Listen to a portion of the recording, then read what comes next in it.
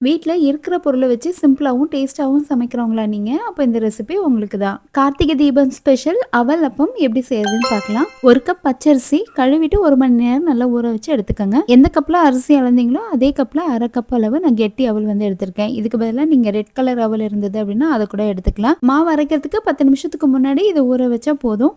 3/4 cup அளவுக்கு இடிச்ச வெல்லம், 1/4 கிளாஸ் அளவுக்கு கொஞ்சமா தண்ணி, வெல்லம் வந்து தண்ணியில நல்லா கரைஞ்சதும் இத வடிகட்டி தனியா எடுத்து வச்சுக்கங்க.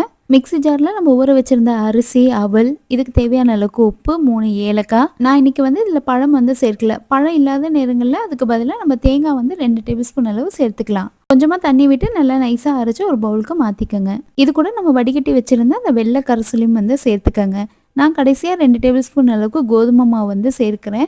பழம் போட்டா நமக்கு என்ன சாஃப்ட்னஸ் கிடைக்குமோ அது கிடைக்கும். கோதுமை மாவு இல்ல அப்படின்னா அத ஸ்கிப் பண்ணிக்கலாம். இப்ப இதெல்லாம் கலந்து விட்டுட்டு ஒரு 40 நிமிஷம் மாவு ஊற வச்சுக்கோங்க. ஊற வைக்க டைம் இல்ல அப்படின்னா ஒரு 1/4 ஸ்பூன் அளவுக்கு சமையல் சோடா சேர்த்து நல்லா கலந்து விட்டுட்டு ஒரு 5 நிமிஷம் கழிச்சு எண்ணெயில சுட்டு எடுக்கலாம். டீப் ஃப்ரை பிடிக்காதவங்க நெய்யிலேயே பணியாரக்கல்ல ஊத்தி எடுத்தீங்க அப்படின்னா நல்லா சூப்பரா இருக்கும். நெய் கம்மியா இருக்கு அப்படின்னா இந்த மாதிரி கொஞ்சம் வாசனை இல்லாத எண்ணெயை வந்து நெய்யோட கலந்து விட்டு நல்லா பணியாரம் சுட்டு எடுத்தீங்க அப்படின்னா சூப்பரா இருக்கும். நீங்க நான்ஸ்டிக் கல்ல ஊத்துறீங்க, அதனால உங்களுக்கு ஈஸியா வருதுன்னு நினைக்காதீங்க.